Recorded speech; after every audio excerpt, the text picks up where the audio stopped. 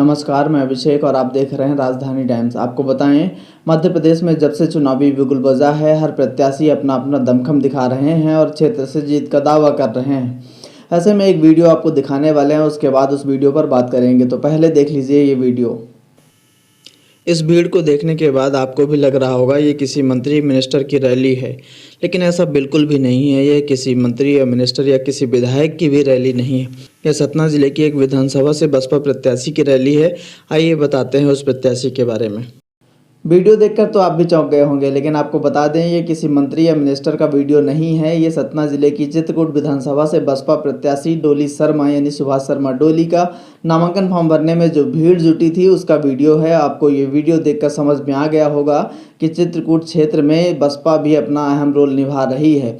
वहाँ मुकाबला त्रिकोणीय होने वाला है। जितना कांग्रेस का भाजपा का रोल है, वहीं बसपा का भी उतना ही रोल दिखाई दे रहा है। ऐसे में मुकाबला पूर्णतः त्रिकोणीय होने वाला है। सरकार ने इसलिए मैं कोई काम नहीं कर पाया।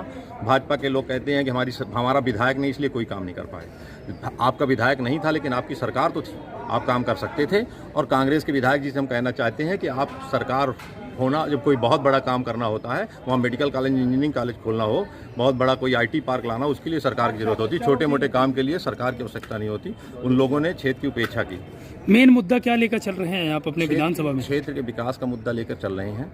वहाँ गरीबी है, रोजगार के लिए पलायन वहाँ सबसे ज़्यादा है। हमारे अगर पूरे ज़िले से सबसे ज़्यादा लोग कहीं बाहर रोजगार के लिए जाते हैं, दिल्ली, बम्बई, सूरत, ऐसे शहरों में, हैदराबाद, वो चित्रकूट से जाते हैं। तो ये भी एक मुद्दा रहेगा कि वहाँ को रोजगार के अवसर स्थापित हों। क्षेत्र में कुपोषण की एक समस्या है। क्षेत्र में स्वास्थ्य की व्यवस्था बहुत ख़राब है। क्षेत्र में सिंचाई के साधन बिल्कुल कम हैं। हमारे ज़िले में ही अन्य विधानसभाओं में सिंचाई के अच्छे साधन हैं, लेकिन वहाँ सिंचाई के साधन बहुत कम है। इन सब मुद्दों को लेकर हम जनता के बीच में जाएंगे और दोनों पार्टियों की उपेक्षा की बात को भी रखेंगे। चुनौतियाँ क्या हैं आपके विधानसभा में? बहुत चुनौतियाँ हैं। क्षेत्र वो इतना पिछड़ा है, आज़ादी के 75 साल बाद भी वहाँ जाके देखते हैं तो ऐसा लगता नहीं कि देश की स्वतंत्रता के 75 वर्ष हो गए हैं। इतना पीछे छोड़ के रखा है हमारा वो क्षेत्र। गरीब लोगों का क्षेत्र है। आदिवासी वनवासी भाई बहुत वहाँ रहते हैं। उनके साथ ऐसी स्थिति हुई कि वन अधिकार में जहाँ लोग काबिज थे, खेती करते थे, वो सब ज़मीनों से उनको हटाकर फॉरेस्ट के लोग उसमें कब्जा कर रहे हैं, उसमें प्लांटेशन लगा रहे हैं। जबकि सरकारें कहती हैं कि जो जहाँ काबिज था 2005 से पहले उनको हम पट्टा देंगे, उन्हें ही हटाकर ऐसा कर रहे हैं। ये लाडली बहना का लेकर बीजेपी सरकार चुनाव लड़ रही है, इस मुद्दे में क्या कहेंगे आप? सबसे उनके मन में ये है कि हम लालच दे के वोट खरीदने का प्रयास कर रहे हैं। हम कहते हैं सभी से हम ये कहते हैं कि जब देश में लॉकडाउन था, कोरोना के काल में दो वर्ष लॉकडाउन था, लोगों के काम धंधे रोजगार बंद थे, लोगों को खाने रोजी रोटी का संकट था। अगर यही पैसा देना था उस समय देते तो लोगों के कुछ काम आता। तब ये दिया नहीं। आज चुनाव के 2 महीना पहले देते हैं तो जनता भी ये समझती है कि चुनावी लालीपाप है और ये वोट खरीदने का प्रयास कर रहे हैं। ऐसा भी कहा जाता है कि कांग्रेस ने आरोप लगाते हुए बीजेपी पर भी कहा है कि वहाँ पर राशन तो सब मिल रहा है, लेकिन चित्रकूट विधानसभा में लोगों को राशन नहीं मिल रहा।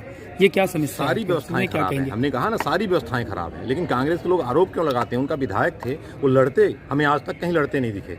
हमें आज तक कहीं नहीं दिखे कि कलेक्टर से किसी बात के लिए संघर्ष करते दिखे हों, किसी मंत्री से चिट्ठी लिखते दिखे हों, किसी मुख्यमंत्री से मिलते हुए दिखे हों, क्षेत्र के विकास के लिए कहीं संघर्ष करते हुए दिखे हों। अब आप जीत जाएंगे, आप क्या करें जनता के लिए? हम जीत जाएंगे तो क्षेत्र के विकास के लिए हमारा पूरा खाका तैयार है। उस रूट चार्ट के माध्यम से हम लोग काम करेंगे। और जो मैंने आपको समस्याएं गिनाई, ये सब प्राथमिकता में समस्याएं रहेंगी। सिंचाई की सुविधा के लिए होगा, स्वास्थ्य व्यवस्था बेहतर हो, कुपोषण समाप्त हो, क्षेत्र से पलायन कम हो, वहीं रोजगार के कुछ अवसर स्थापित हो। ऐसे काम को लेकर हम लोग करेंगे। धन्यवाद।